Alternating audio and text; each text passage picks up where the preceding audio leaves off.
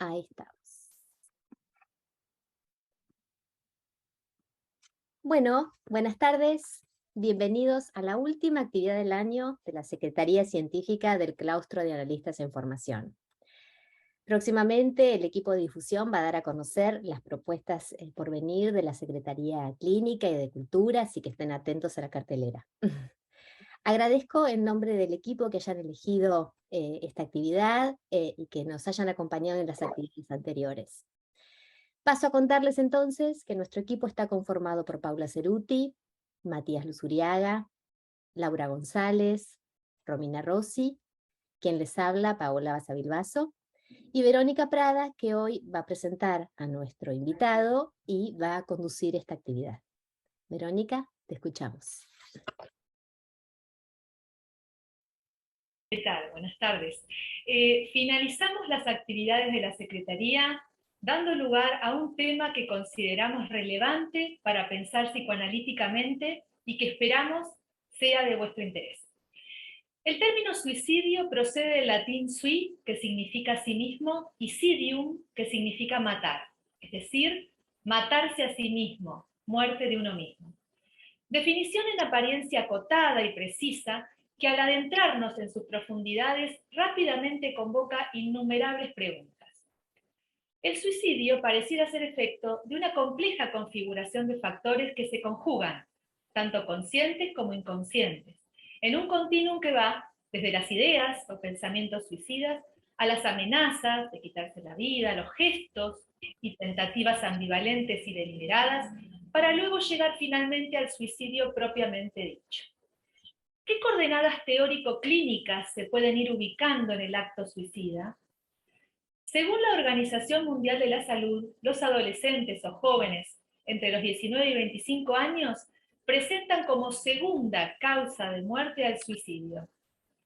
¿Qué tiene para aportar el psicoanálisis a esta problemática y especialmente en su abordaje a las adolescencias?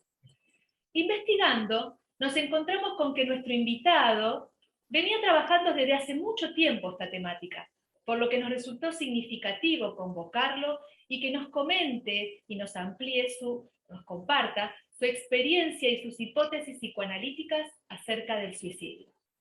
Los invitamos a todos a dialogar, a compartir sus preguntas, y si surgiera material clínico, puedan sentirse cómodos de expresarlos, de compartirlos, ya que podemos editar la grabación. Entonces, estamos muy contentos de recibir en nuestro espacio, en este cierre de año, al doctor Roosevelt Cazorla. Se los presento. Él es doctor en salud mental, miembro titular y analista didacta de la Sociedad Brasileña de Psicoanálisis de Sao Paulo y de Campiñas. Es profesor titular de la Universidad Estatal de Campiñas, consultor del diccionario de la API y es miembro del College del International Journal of Psychoanalysis. Es coordinador del Working Party, microscopía de la sesión analítica de FEPAL. Es autor de varios libros, entre ellos El psicoanalista, el teatro de los sueños y la clínica del enactment, y estudios sobre suicidio, psicoanálisis y salud mental.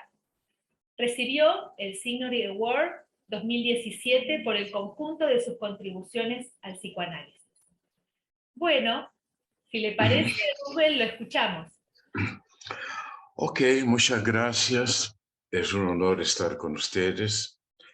Pena que no estamos al vivo, no estamos en Buenos Aires, pero quizás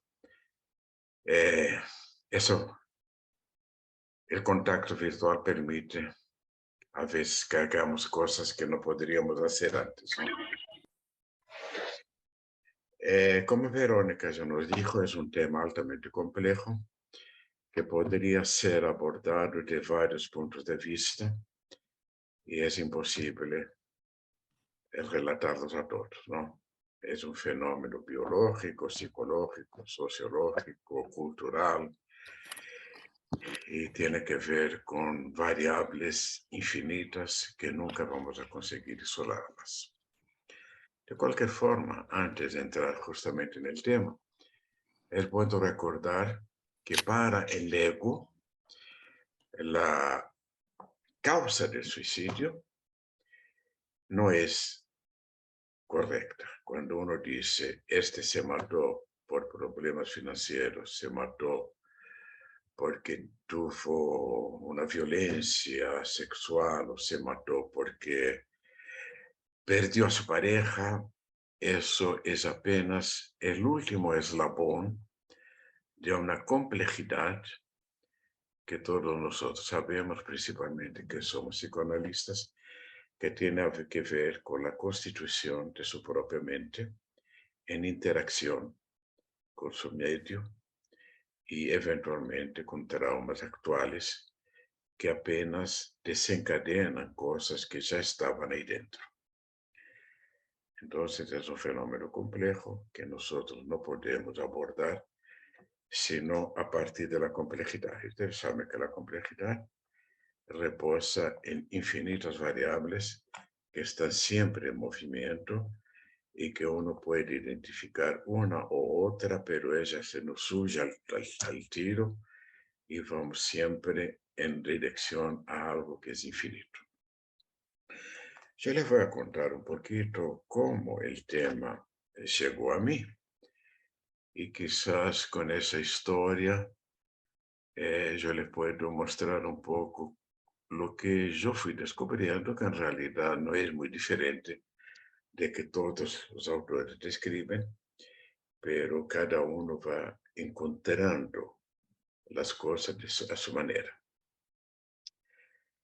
Cuando yo era estudiante de medicina, en el final de mi formación, cuando hacíamos guardias en las emergencias, me llamaba la atención la cantidad de jóvenes, principalmente mujeres, que llegaban con intentos de suicidio, principalmente sábado por la noche, y se veía que muchas veces estaban borrachas o estaban con drogas, y venía toda la familia y a veces la pareja, y era un fenómeno muy dramático porque envolvía mucha gente.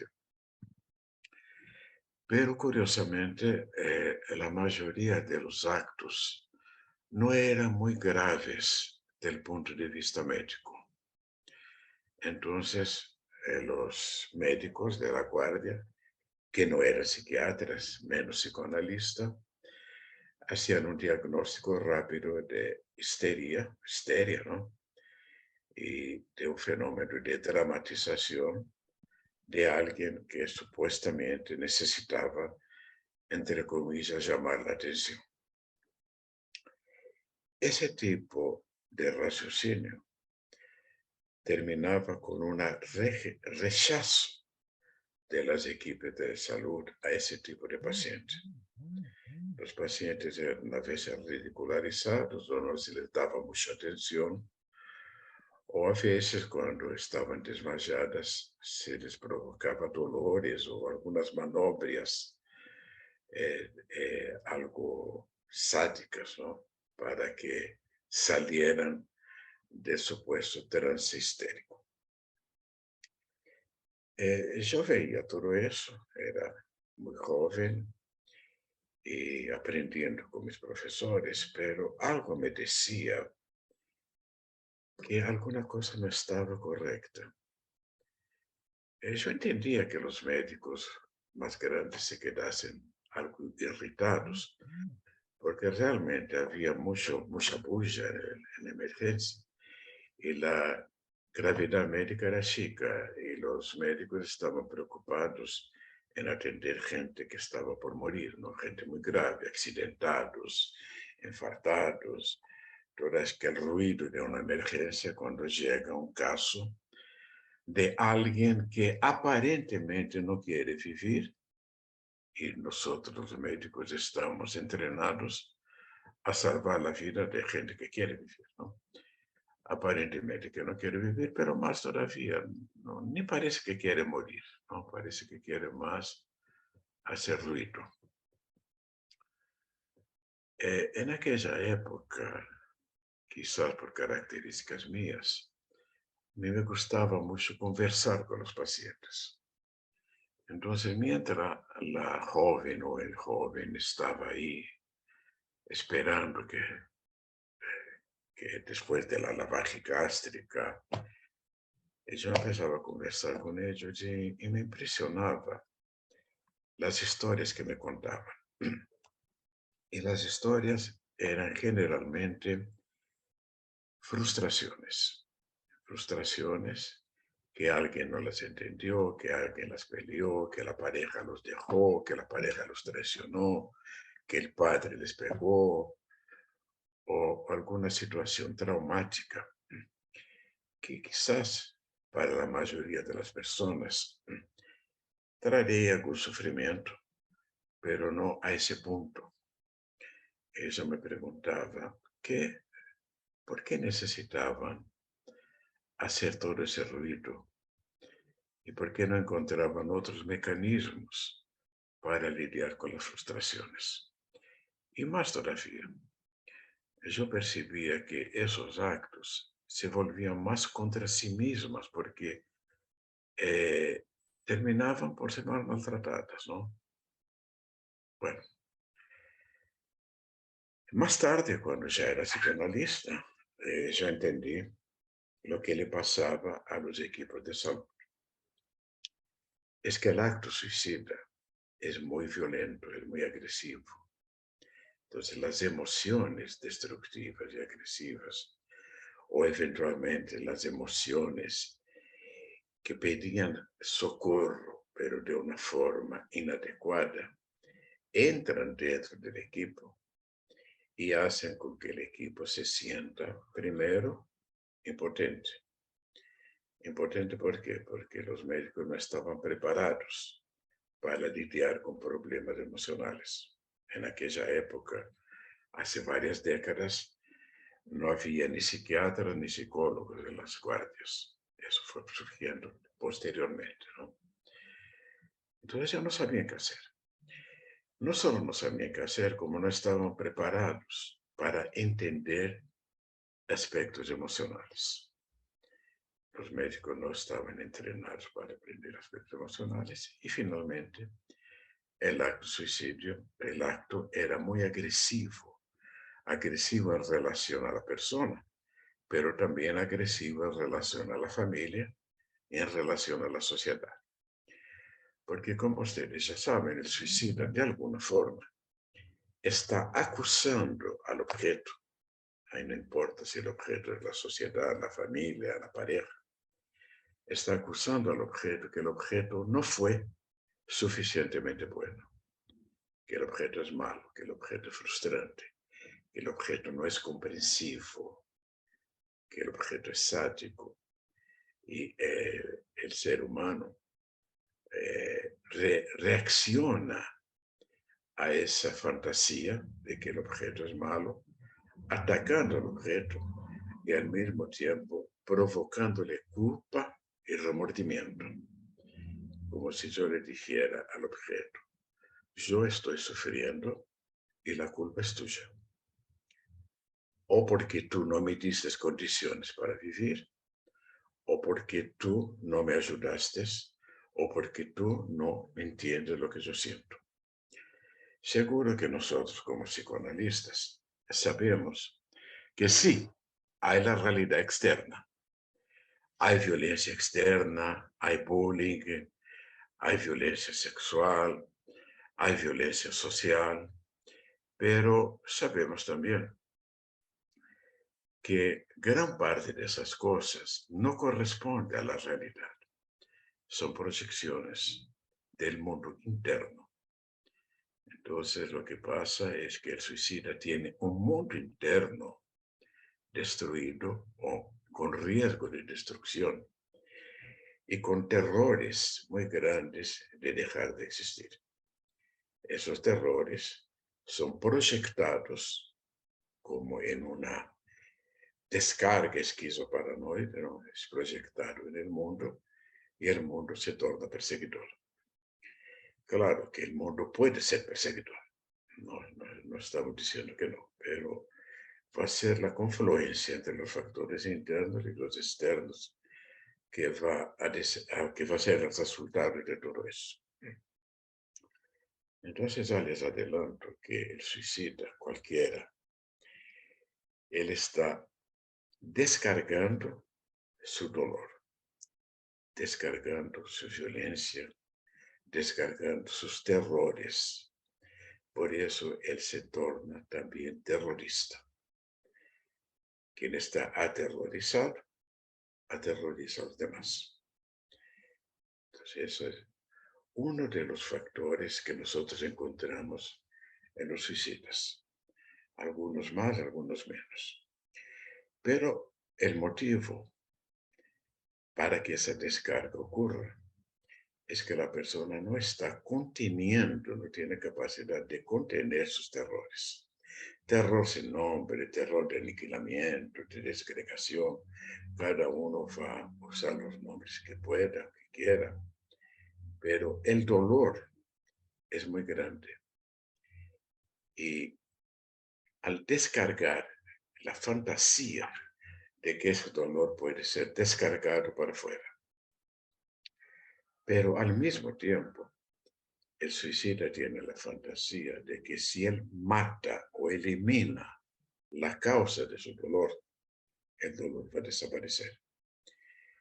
Y la causa del dolor puede ser el cuerpo, puede ser la mente o puede ser la sociedad.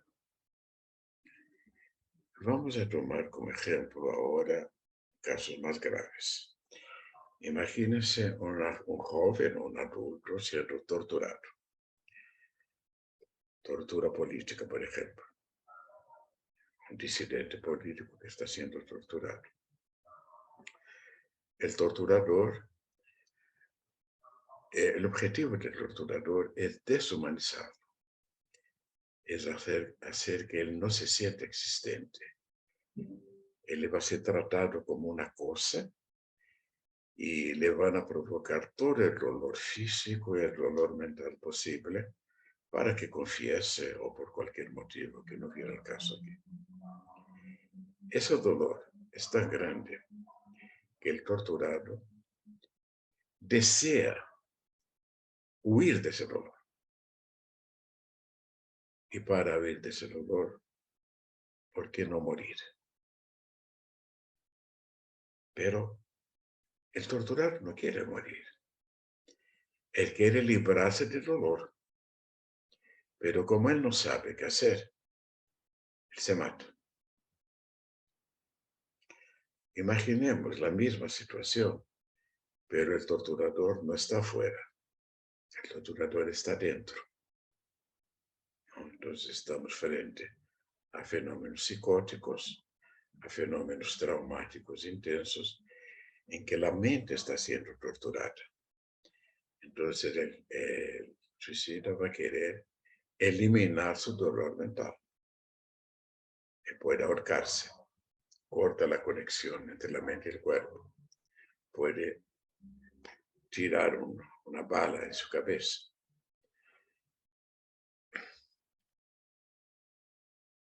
Si fuera apenas el cuerpo, el poder, si uno está torturado porque tiene un dolor insoportable en la pierna, uno puede cortar la pierna. Pero si el dolor del cuerpo es muy grande, uno corta el cuerpo, entonces elimina el cuerpo. Lo que yo quiero decirles básicamente es lo siguiente. El suicidio no quiere morir. Él quiere escapar de un sufrimiento insoportable, un sufrimiento torturante.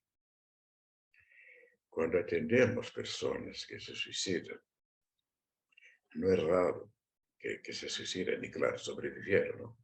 Que hicieron intentos de suicidio. No es raro que les preguntemos, pero ¿tú querías morir? No sé. Yo quería descansar. Yo quería no sufrir más. No sé si yo quería dormir, a veces dicen, ¿no?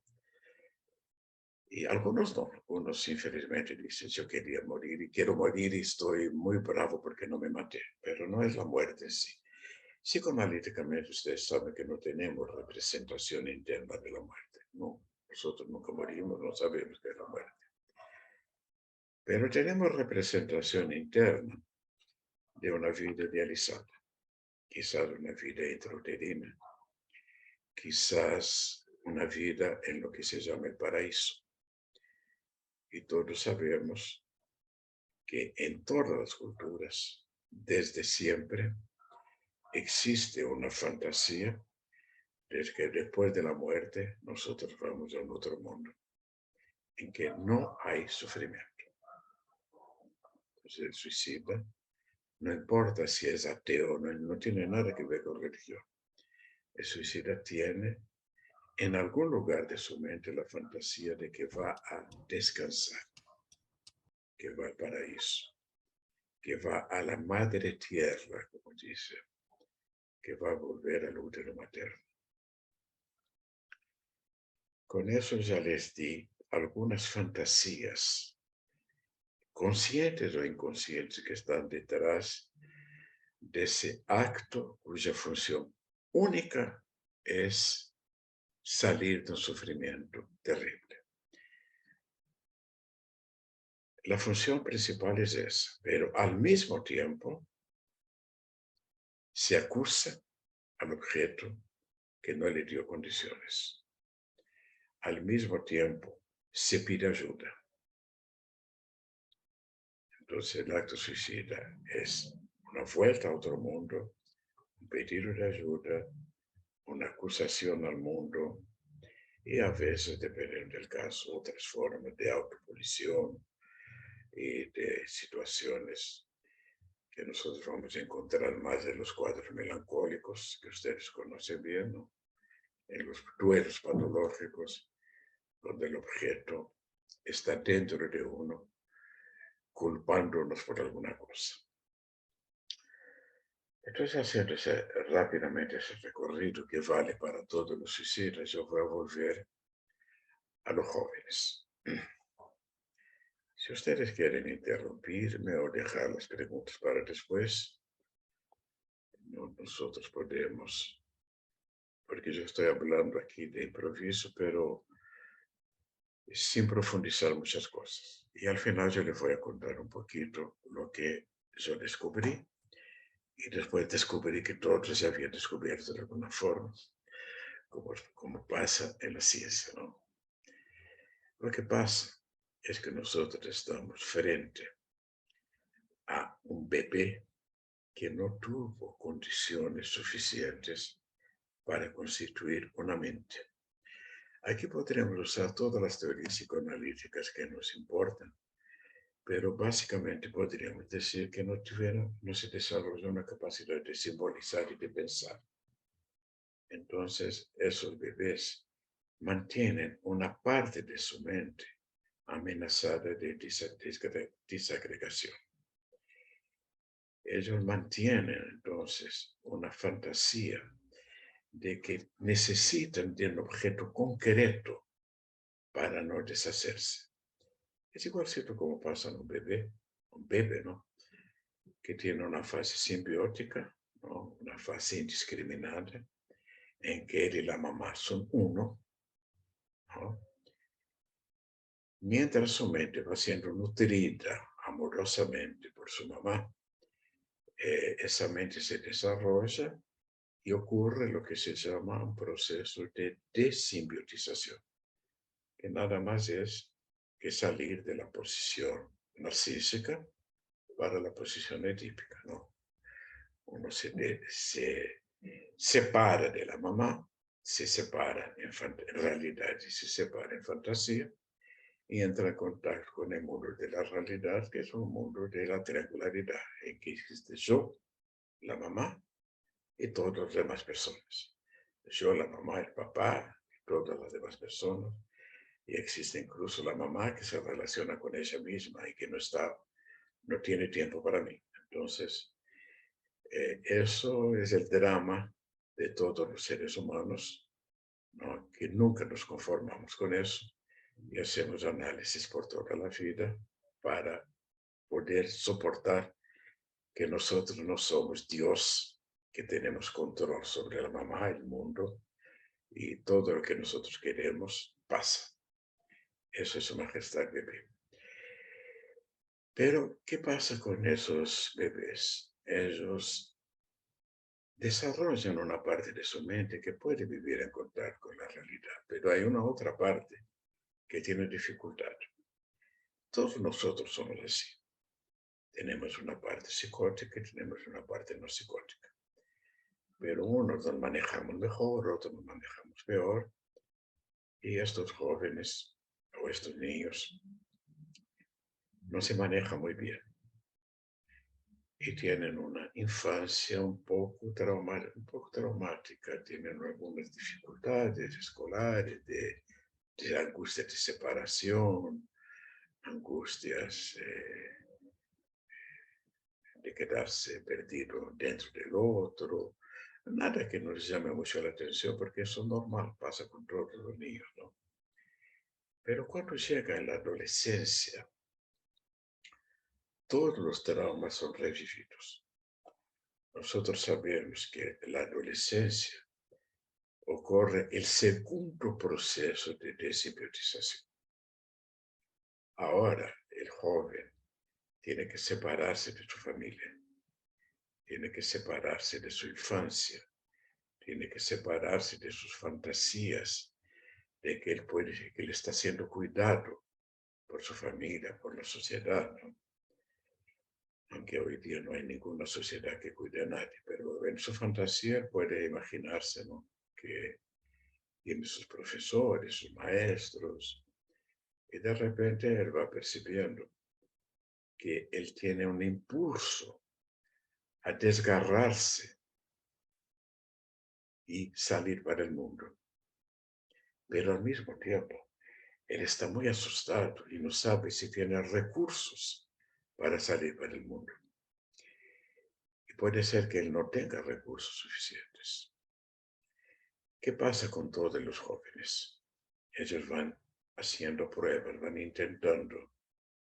Todos ustedes que trabajan con adolescentes o viven con adolescentes o que fueron adolescentes, saben cómo el adolescente por la mañana parece un bebé, ¿no?, que no quiere salir de la cama. Por la tarde es un adulto fuerte que no quiere ver papá ni mamá y va a viajar lejos, y por la noche está desesperado porque no encuentra a mamá en su casa, ¿no? Entonces esas oscilaciones que hacen parte de la normalidad del adolescente se hacen más intensas en estos adolescentes que no vivieron bien la simbiosis primitiva o la desimbiotización primitiva. Entonces hay una tendencia a recuperar la simbiosis para arreglar la simbiosis pasada, pero al mismo tiempo, si no hay condiciones ambientales para eso, o no hay condiciones internas para eso, la cosa se va a repetir. La adolescencia es una oportunidad fantástica para arreglar algunas dificultades que el niño tuvo. Pero si la sociedad, la familia, no tiene condiciones de arreglar, eso va a mantenerse y a veces puede quedarse peor. Tenemos que recordar también que el joven está muy confundido, está muy confuso con su cuerpo, con sus modificaciones corporales, siente que las cosas están cambiando con mucha rapidez, que no tiene control sobre sus pulsiones sexuales y agresivas. Entonces, ese estado confusional hace que él tenga más miedo todavía de salir para el mundo y perderse, perder la cabeza. Fenomenológicamente, ¿cómo esos jóvenes van a lidiar con esos terrores de no existencia que tienen que ver con la dificultad iniciales de su vida? Una de ellas es mantener la simbiosis o buscar objetos para simbiotizarse. ¿Cuál es el objeto ¿Cuáles son los objetos que la sociedad fornece para que nos simbioticemos, aunque sea provisoriamente, y para que mientras estamos simbiotizados, vamos a... Es como tener combustible, ¿no? Para poder después salir andando. Es como parar en un puesto de gasolina, se dice gasolina, ¿no? Como para llenar el tanque, ¿no? Y para poder salir. Como el tanque puede ser muy grande, a veces tenemos que quedarnos ahí algunas semanas o meses, ¿no? O años, cuando tenemos coraje para salir. La sociedad nos fornece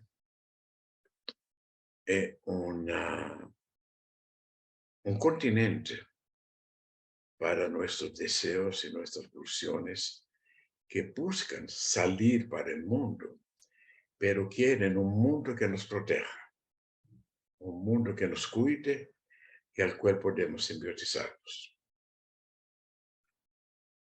El deseo sexual es uno muy importante, porque yo deseo al otro.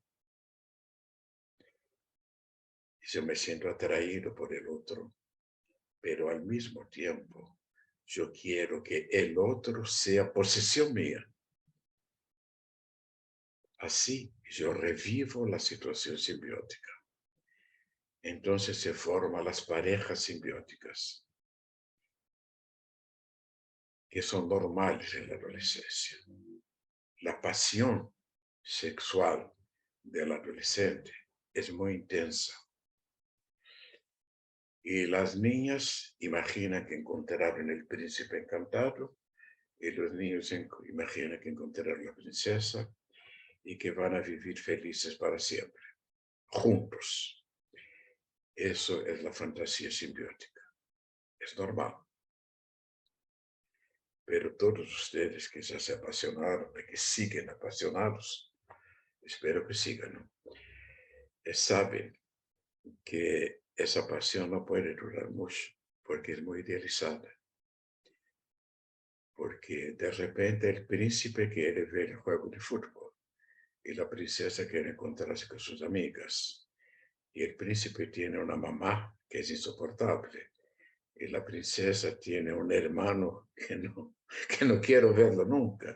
Entonces, cada uno tiene su vida propia. Entonces nosotros entramos en contacto con el Edipo de nuevo.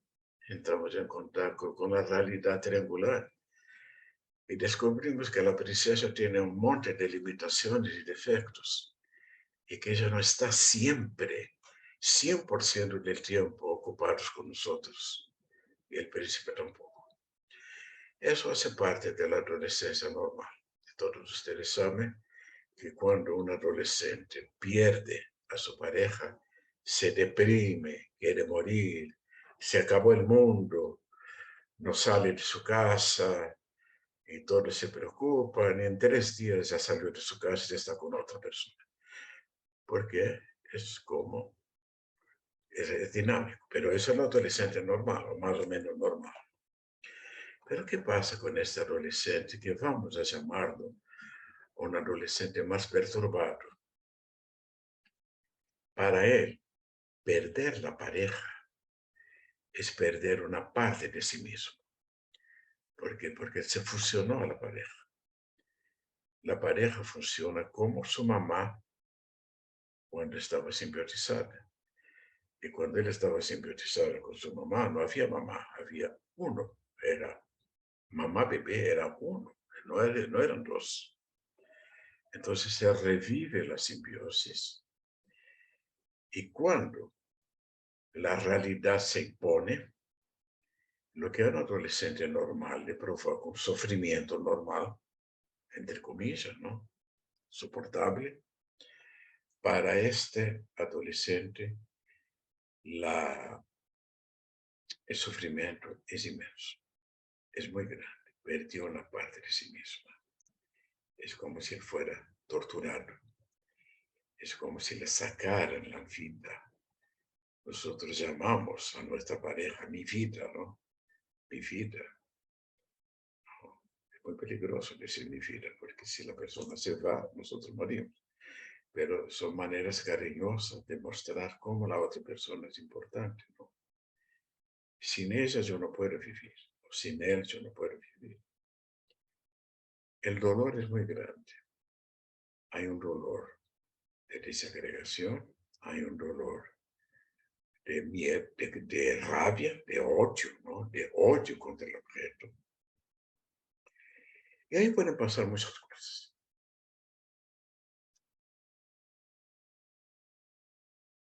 Puede pasar, por ejemplo, que yo me desespero y salgo corriendo detrás de mi pareja y me humillo y la pido, por favor, me arrodillo, que vuelva, o entonces la grito, le pego, le hago bullying. Ahora con las redes sociales puedo hacer lo que quiera con él en las redes sociales. Y una de las posibilidades es que yo practique un acto suicida. Entonces, ese acto suicida es un acto suicida cuyo factor desencadenante es una desimbiotización en una mente que no tiene recursos suficientes para soportar la frustración de que el objeto es separado de él. Con el acto suicida, si tiene suceso, yo voy a encontrar un objeto idealizado. El acto suicida es siempre la búsqueda de un objeto idealizado. Quizás si yo tuve duelos anteriores problemáticos, y casi siempre esas personas que tienen dificultad de desimbiotización tuvieron problemas con sus duelos. El propio duelo de la mamá, ¿no? Del seno, como se dice. Entonces yo puedo querer encontrar a mi mamá que se murió en el otro mundo, a mi abuelita que se murió en el otro mundo, o simplemente a Dios o al paraíso.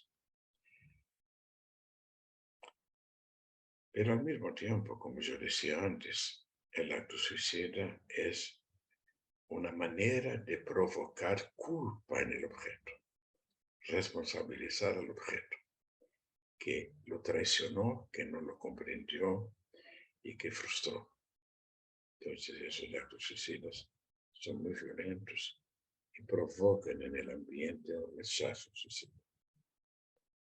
Y como ya decía antes también, puede ser una forma de punición por culpa, ¿no? Por fantasías sexuales, por fantasías incestuosas, por los odios y por todo lo más que puede pasar en una mente.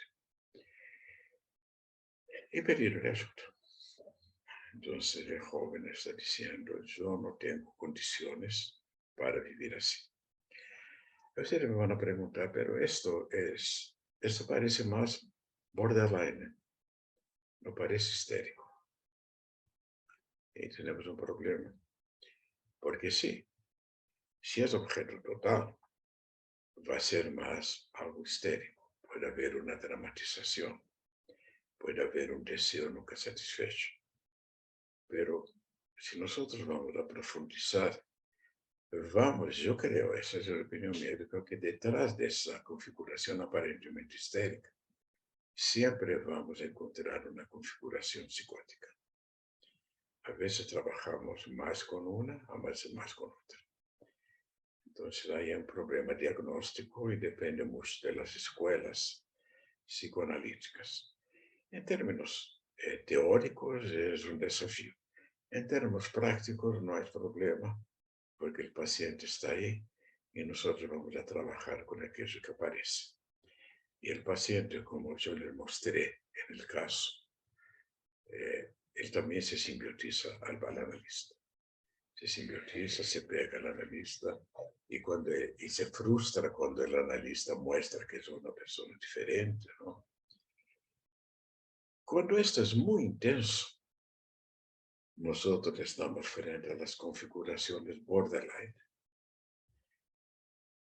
Yo creo que entre un adolescente normal y una configuración borderline típica existe un espectro en que el adolescente perturbado se parece con un borderline, pero tiene más recursos para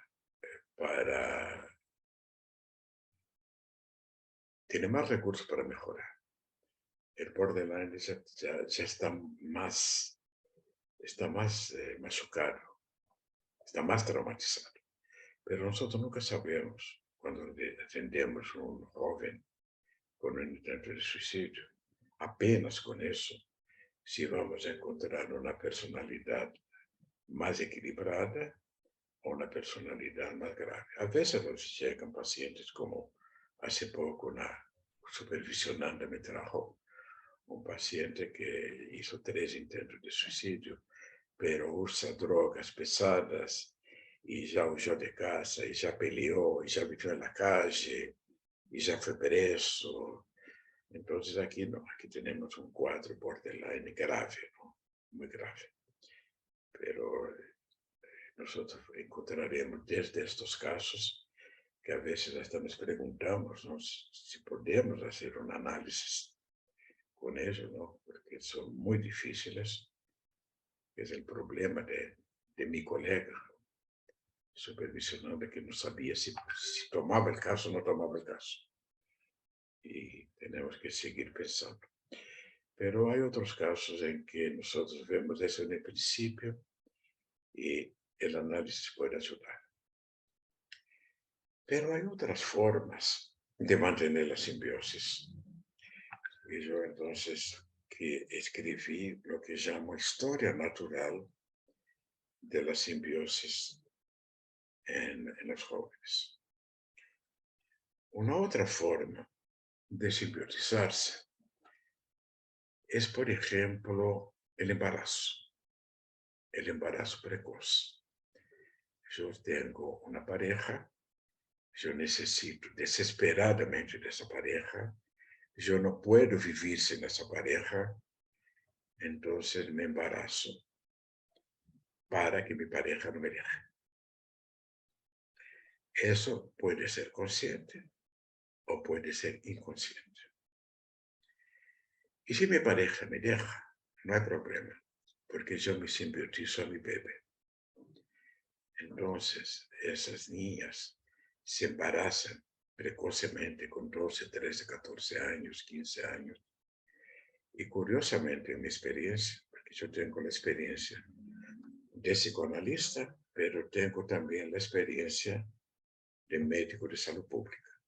Yo trabajé con eso antes. Entonces, yo pude seguir muchas de esas jóvenes. Y cuando se embarazan, parece que están bien, se quedan llenas, no tienen más el vacío. Están felices. Y tienen más apoyo de la familia y de su grupo social, principalmente si son pobres. Después que los bebés nacen, ahí ya tenemos un problema, porque ellas no tienen muchas condiciones de crear esos hijos, o los van a crear de una forma simbiótica. Y van a ser los futuros adolescentes que van a buscar relaciones simbióticas.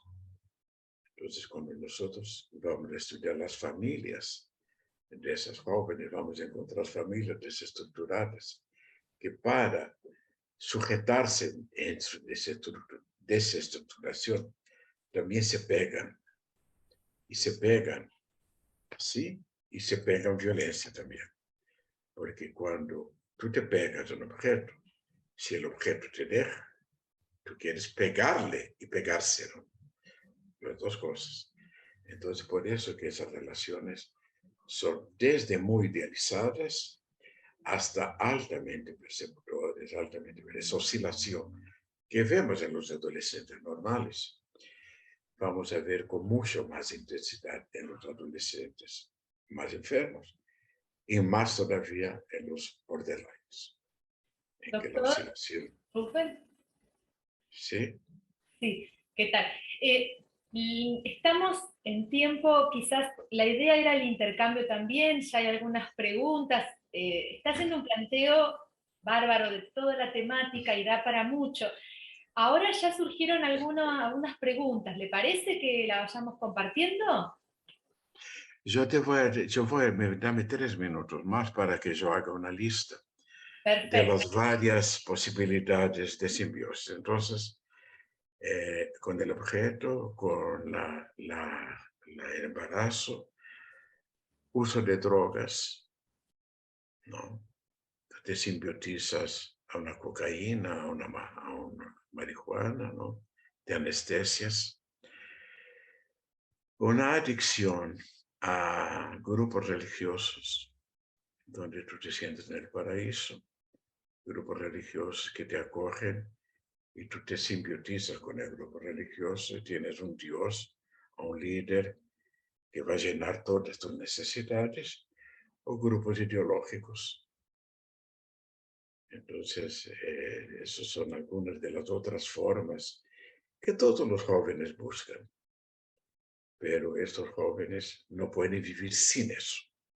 Todos los jóvenes pasan por momentos de adicción o de casi fanatismo, ¿no?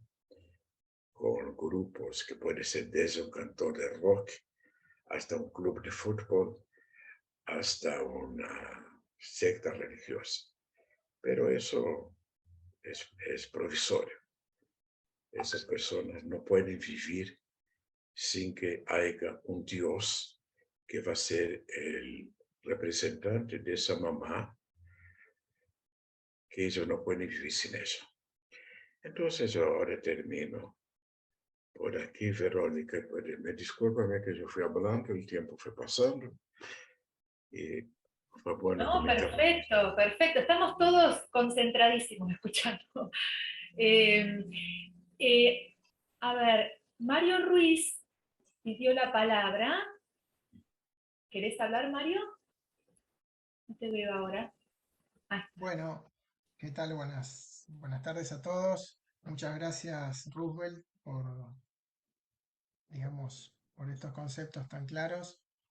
Bueno, en principio voy a tratar de ser breve. Ya que hablaste vos de partes neuróticas y partes psicóticas, te quería preguntar por qué en el artículo vos decís que hay más aspectos psicóticos en los pacientes hombres. Por lo menos eso es lo que yo recuerdo, ¿no? Y bueno, en las mujeres, digamos, hay menos suicidios efectivos o logrados por quizá el componente histérico y todo esto ya es más claro.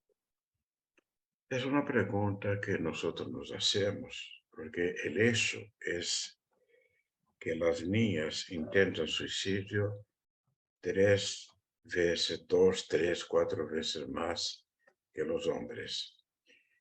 Y los hombres se matan más que las mujeres, ¿no? Yo no creo que haya grandes diferencias en la estructura, pero hay algún factor sociológico ahí que tiene que ver con la diferencia de los sexos. Entonces yo te voy a contar algunos factores, pero no creo que sean suficientes. Bueno, Primero, los hombres tienen más dificultad para mostrar sus sentimientos. Entonces ellos esconden. Ellos tienen que ser fuertes. Entonces tienen más dificultad de pedir ayuda. Una depresión, por ejemplo, en una niña es más visible que en un niño, porque la niña llora, se desespera. El niño esconde porque tiene vergüenza de eso. Y yo ya voy corrigiendo, porque mientras la diferencia de los sexos está disminuyendo, diferencia social, los hombres ya pueden llorar más, ¿sí? Y las mujeres ya pueden llorar menos. Entonces, si nosotros acompañamos los intentos de suicidio, eran 4 mujeres para cada hombre. Ahora son 2 mujeres para cada hombre. 2,5 mujeres para cada hombre. Es como si los hombres estuvieran pudiendo hacer un poco más eso. Segundo, los hombres usan medios mucho más violentos. las niñas usan medios menos violentos. Quizás tenga que ver también con sus características agresivas, ¿no?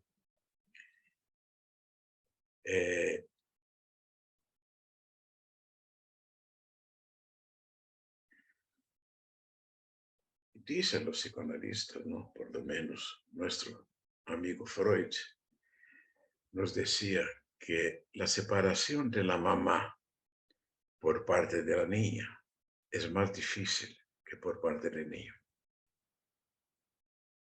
Que la relación madre-hija. Y quizás que la mamá tenga más facilidad para expulsar a su hijo hombre. Pero yo no estoy muy convencido de eso. Yo creo que va a depender mucho de cada caso, ¿no? Entonces son algunos de los factores que encontramos. No es que los hombres son más psicóticos, es que los hombres más psicóticos se matan más que las mujeres que no son psicóticas. Las mujeres psicóticas van a pedir más ayuda que los hombres psicóticos. Por otro lado, hay una otra diferencia que me parece muy importante desde el punto de vista social. Cuando la mujer se siente rechazada y amenazada de no existencia, ella se ataca a sí misma. El odio se vuelve contra ella misma. Un hombre en la misma situación ataca al objeto. Una mujer que es abandonada, ella intenta suicidio. Un hombre que es abandonado mata a la mujer. Eso tiene que ver con la violencia, con las características masculinas. Si uno estudia los feminicidios, nosotros vamos a ver que casi siempre corresponden a estas características. Mujeres que no quieren someterse a sus hombres, que quieren tener vida propia, que no soportan ser dominadas, controladas y quieren huir de eso. Y los hombres no soportan. Aquí sí tenemos un problema social que tiene que ver con el papel social masculino, lo que llamamos machismo, ¿no? Aquella idea de que el hombre es el dueño del poder y las mujeres tienen que someterse. Entonces tú ves ahí, Mario, cuántas posibilidades nosotros encontramos. Pero yo estoy convencido de que la sensibilidad a la desimbiotización existe en los hombres y en las mujeres, pero en las mujeres se manifiesta de una forma, en los hombres se manifiesta de otra forma. Un hombre cuando pierde la pareja, se llena de alcohol, de drogas y sale a matar la pareja. Una mujer hace diferente. Pero las cosas están cambiando. Las mujeres ya matan a sus maridos y los maridos ya intentan suicidio también. Es todo muy complejo. Estamos en un área de violencia y todo lo que pasa en una sociedad tiene que ver. Por ejemplo, vamos a volver un poco a los factores sociales. Internet. ¿Quiénes son más sensibles a bullying por la Internet?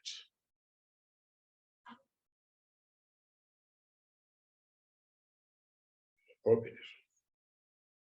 Los jóvenes que son más inseguros.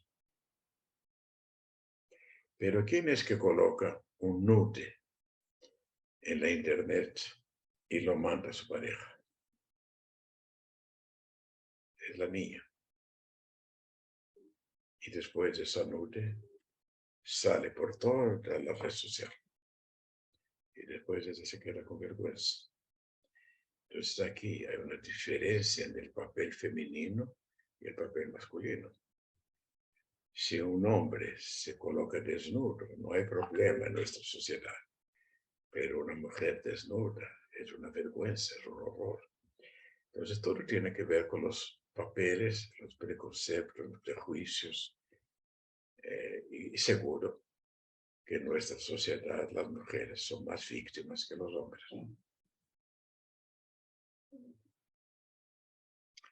Esa es la sociología barata, no es que era muy profunda, pero nos ayuda a pensar. Seguro que los sociólogos tendrán más datos para pensar en eso. Pero en la clínica nosotros vemos eso. Bueno, ahora, hoy que traes la clínica, Entonces, Vivian Seco ahí hace una pregunta justamente en torno a este tema y el fantasma, ¿no? que tenemos que atravesar todos muchas veces. ¿Querés decirla, Vivian? Dale. Primero, bueno, gracias a Científica y a Roosevelt. El tema me parece apasionante, me angustia mucho, entonces me dan ganas de preguntarte cómo se siente llamarse Roosevelt para aflojar un poco las tensiones. Y pensaba en algunas cosas, si hay alguna manera de saber en la clínica si hay más proximidad al suicidio, ya que usted en el texto dice que es un terror que difícilmente se logra verbalizar, entonces, ¿qué indicadores, si alguno, podemos ver? La pregunta inicial que había puesto era ¿qué le pasa al analista ante el suicidio de su, entre comillas, paciente? ¿Cómo queda? ¿Cómo se recupera? Las veces que he escuchado sobre suicidios de pacientes ha sido siempre en los pasillos, en un contexto de intimidad y casi de vergüenza. Problemas de él, de su mente, de no sé qué, ¿no? Lo que los supervivientes sienten es que no pudieron hacer más para mantener a la otra persona viva. Y a veces se culpan. Si yo hubiera percibido, si cuando él me dijo eso, yo hubiera dicho tal cosa, y si yo te hubiera ayudado, y yo no lo visité, pero eso es humano, ¿no? Nosotros no podemos prevenir todo. Entonces lo que nosotros tenemos que hacer cuando un paciente se mata es trabajar nuestra omnipotencia y aceptar que nosotros no podemos todo. Y que fallamos, ¿sí? Podemos fallar. Y nosotros fallamos no porque somos humanos, ¿no? Y no, eso es muy importante. Ahora que el paciente suicida, principalmente los borderlines, tienen el objetivo de provocar culpa del objeto, no hay duda. Y algunos dejan cartas, billetes, ¿no? Que son terribles. ¿No? Yo sé que tú hiciste todo lo que podías por mí. Entiendo que no podías ayudarme cuando fuiste de viaje. Ahí es terrible, ¿no? Tú fuiste de viaje, entonces la culpable. Entonces también hay un lado sádico en eso. El suicidio nos provoca mucha pena, mucho dolor, pero mucha rabia, todo al mismo tiempo. Y nosotros vamos a tener como que psicoanalista que trabajar eso, con cada caso. De una forma general, cuando ocurre el suicidio, es importante, o un intento de suicidio, es importante buscar ayuda, conversar con un colega, hacer una supervisión, conversar, en fin, tenemos que poner para afuera todo nuestro sentimiento. ¿No? Cuando se trata de un hospital, de una clínica, el equipo de salud necesita una supervisión, de preferencia por alguien que esté fuera del equipo, porque el equipo se queda muy traumatizado. Y yo creo que muchas veces el equipo se destruye, unos culpan a los otros, aunque sin palabras, ¿no? Porque tienen que justificar lo que pasa. Entonces necesitamos de ayuda.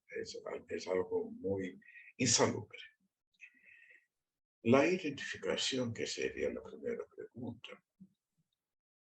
Hay muchas tablas, hay muchas maneras en los libros de psiquiatría se encuentran, ¿no? Pero básicamente en la desesperanza y el desespero. Cuando el paciente está desesperanzado, parece que va a desistir de todo, parece que no quiere más, que no tiene ganas de nada, no quiere vivir más. Y ahí nosotros tenemos que conversar con él sobre eso.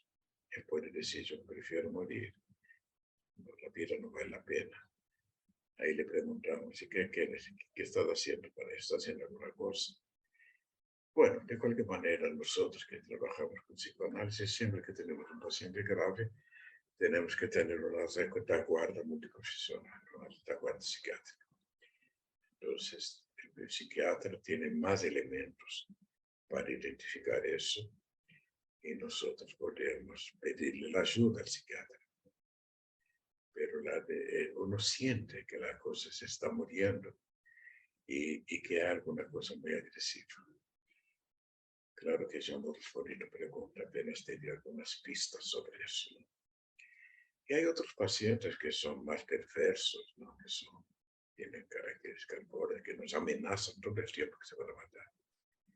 Y ahí nosotros tenemos un trabajo muy difícil, porque ellos pueden matarse, pero el objetivo principal es movilizarnos para que salgamos del papel de analistas.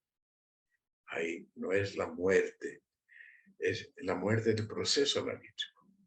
Chantajean, ¿no? Dice, no me ayudas nada, yo me voy a matar, y no sé qué, y uno se queda mal, se queda sin dormir, se preocupa. Esos pacientes perversos, yo creo que son lo que más hace sufrir al analista. Los pacientes melancólicos tenemos la ayuda del psiquiatra. Son pacientes que tienen disturbios bipolares.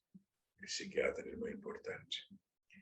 Los pacientes que nos llegan a nosotros generalmente son depresiones más reactivas en una estructura en que la persona tiene algo traumático, más o menos como yo les dije ahora, o pacientes borderline. Los psicóticos nos llegan a nosotros cuando los tratamos excepcionalmente, pero tenemos un equipo de salud junto con eso. Y tenemos también los pacientes con enfermedades físicas graves, que a veces quieren matarse y a veces se justifica, porque no tienen más esperanza y ahí existe el suicidio asistido, que se puede hacer en los países más desarrollados. En realidad yo me había olvidado que ustedes leyeron les mandé un trabajo, ¿no? Entonces yo no necesitaba hablar nada de todo eso, porque ustedes ya lo leyeron. No. Hay dos colegas que quieren consultarte. A ver, Malena. Bueno, muchas gracias por los aportes, muy interesantes. Yo pensaba a ver si lo asociabas con episodios, el suicidio, con cuestiones más maníacas, donde se desmiente el peligro, o en momentos más depresivos, si algo de esto lo asocias con el momento donde se podría producir el suicidio. Nosotros podríamos decir que el suicidio ya es un acto maníaco. Es un acto maníaco porque la persona nega la finitud, nega la muerte, si ustedes se acuerdan, la Melanie Klein, cuando ella describe la tríade maníaca, ¿no? Que es negación, triunfo y desprecio. El suicidio hace las tres. Es un momento maníaco dentro del momento melancólico. Y a veces la persona entra en manía, y ahí estamos en el área de la euforia, ¿no? Pero ahí no se mata melancólico, ahí se coloca en situaciones muy peligrosas, ¿no? Se sale con el auto, o se mete en peleas, en accidentes, ¿no? Pero ahí sería una defensa maníaca que no funciona para encubrir algo melancólico. Bien. Laura. Bueno, gracias, Roosevelt. A mí se me ocurrió algo que hace un ratito justo trajiste, que es la sensación de impotencia que queda del lado del analista, que es algo que es muy difícil de soportar en situaciones con pacientes melancólicos, ¿no? Es como, por lo menos mi experiencia con jóvenes, más que todo melancólicos, es como si se generara una situación de paradojal, sin salida, en donde por temor a la desimbiotización quedan simbiotizados. Entonces, del lado de la simbiosis se genera de alguna manera la muerte psíquica, y por temor a la desimbiotización se genera la muerte psíquica. Entonces se plantea, no desde ellos, como una vivencia de sin salida, que además queda del lado del analista como impotencia. Pensaba un poco, no sé, cómo ponerlo en juego, cómo trabajarlo. Bueno, Laura, es un problema técnico muy serio, ¿no? Sí. Porque el objetivo básico de la pulsión de muerte del paciente es comunicar la pulsión de muerte, pero también matar al objeto.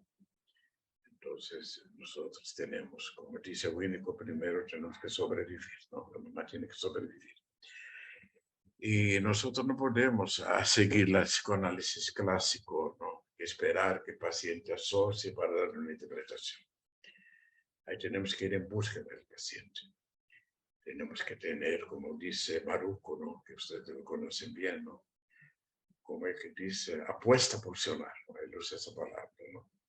O como dice Ana Álvarez, ¿no? Tenemos que ir en busca del paciente, reclamarlo, ¿no?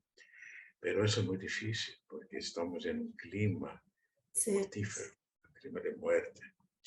Necesitamos tener mucha vida para eso. Y a veces no tenemos porque la capacidad mortífera de la pulsión de muerte del paciente es tan grande, ¿no? Son pacientes muy difíciles. Pero si tenemos que hacer algo, es eso.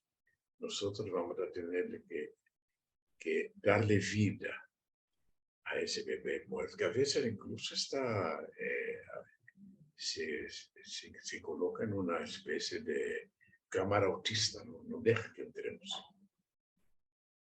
Pero mientras él está viendo, hay esperanza. ¿Qué viene a hacer aquí? ¿Por qué viene? Viene aquí para matarme, pero él debe tener alguna esperanza de que yo no muera. Entonces ahí tenemos que apostar en eso. Pero son pacientes muy cansativos, muy difíciles. Claro, siempre pedir ayuda a otras personas, ¿no? Pero sentir la contratransferencia, eso es terrible. Y pedir ayuda al psiquiatra, ¿no? Siempre con pacientes graves no podemos creer que el psicoanálisis, no somos omnipotentes. El psicoanálisis tiene muchas limitaciones. Nosotros como seres humanos también tenemos. Gracias. Bueno, Roosevelt, estamos ya llegando al final de este tiempo. No sé si quiere agregar algo más. Realmente desde el equipo estamos, pero más que agradecidos porque cómo fue transitando la temática, los puntos principales, algo tan complejo y duro, ¿no? Y que podemos notar la apuesta personal también, ¿no? Así como arrancó trayendo su historia y cómo lo acercó a esta temática. No sé si quiere agregar algo más. Yo creo que no, fue un placer, no, me sorprendo cómo pasó el tiempo rápido, ¿no? Y espero que ustedes hayan aprovechado, que les abra para estudiar más el tema, ¿no? Tienen que acordarse que a ustedes tienen ahí en Argentina personas fantásticas, por ejemplo, los libros clásicos de Ángel Garma sobre suicidio, todavía son totalmente actuales, ¿no? Ustedes van a aprender mucho ahí. Yo aprendí mucho con Ángel Garma. Y mi libro va a ser traducido en español, yo creo que hasta el final del año. Ustedes vamos a tener Qué bien. el libro de Lynn Ackerman, no sé si lo conocen, Sí. va a estar listo a final de enero. Y después, bueno, vamos a ver si ustedes hacen un lanzamiento del libro. Y hacemos Eso. todo juntos en español. Seguro. Acá están Miguel Ángel, Erlis, acá dice, excelente aporte, agradecen la generosidad realmente en la transmisión, eso lo hemos sentido todos, y bueno, espero que podamos reencontrarnos en la inauguración, en la presentación oficial de ese libro. Muchas gracias, fue un placer. Le damos un aplauso, un agradecimiento de todos. Gracias, Rubén. Muchas gracias. Muchas gracias. Muchas gracias.